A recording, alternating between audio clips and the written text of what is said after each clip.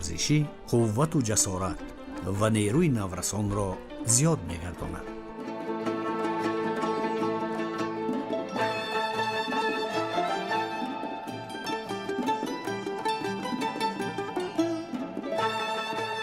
در بازی‌های گوناگون ورزشی نوروزی خرد و بزرگ با شادمانی تمام شرکت می‌جویند و نوروز عالم افروز به زمین و آسمان، به طبیعت و به مردم شادی می‌افزاید.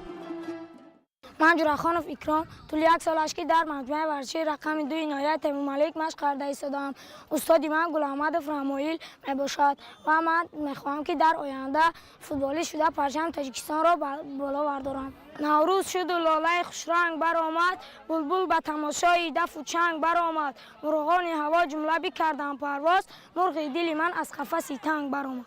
طور به همگان معلوم است فصل بهار آغاز همه شکفتن‌ها و رستن‌ها و در همین فصل زیبای سال در همه سراسر جمهوری بازی‌های گوناگون ورزشی از جمله گشتین ملی، فوتبال، چلیک دنگل، حتی میان کودکان بندکشی و بازی‌های اسب دوانی، همین خیلی بازی‌ها علاقه در ناحیه ما هم با یک در میان مردم و جوانان بسیار یک شکوه و شهامت خاصه خطی دایر گشته ایستاده است.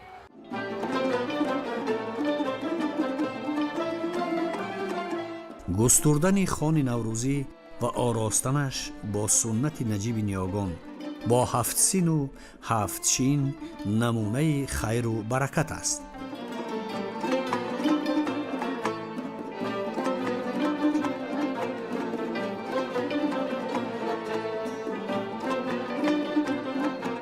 مردم آنچه دارد روی دسترخوان میگذارند و دعا میکنند که تمام سال فیض و برکت، سرور و نشاط و شادمانی با آنها باشد. طعام‌های ملی خوان نوروزی را با 7 سین و 7 چین زینت می‌بخشند. با 7 سین و 7 چین آراستن خوان نوروزی به خود حکمت و با دلیل سرچشمه‌های خطی تاریخ باستانی دارد.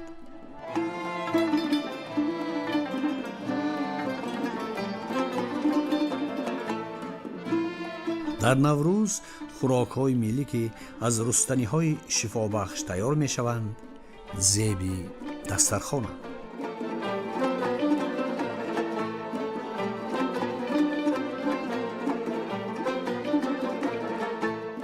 امروز مردم دهه چشمه با یک شکوه و شهامت خاصه جشن نوروز را تجلیل نموده ایستادند. در اینجا زنان و دختران دسترخوان ایدانه آراسته، کودکان بازی‌های ایدانه،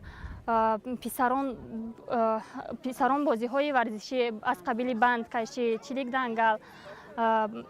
دنگل، گوشتینگیری، اسب دوانی. امروز دهه ما واقعا هم یک قبای نوروزی به بر دارند.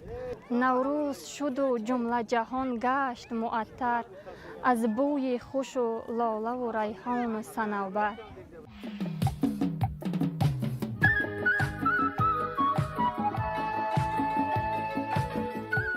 یکی از ویژگی‌های مهم آیین نوروز استفاده رنگ و نوری دلانگیز در جشن است.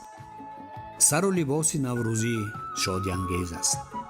چنانچه سر و لباس نوروزی و آرایش زنانه از رنگ‌های زیبا گلدوزی و چکن و اطلس و ادرس عبارت است. برای زنان و دختران پوشیدن پیراهن گلدوزی با نقش و نگار خیلی جالب است.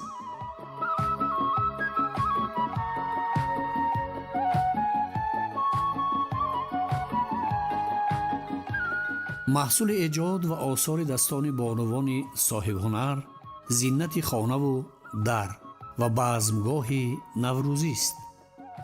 هنروران ممتاز سرسبزی و آرمانهای دل خود را روی متا می‌ریزند. یک عالم جذاب از جرمهای آسمانی، خورشید و ماه و ستاره گلدوزی می‌کنند.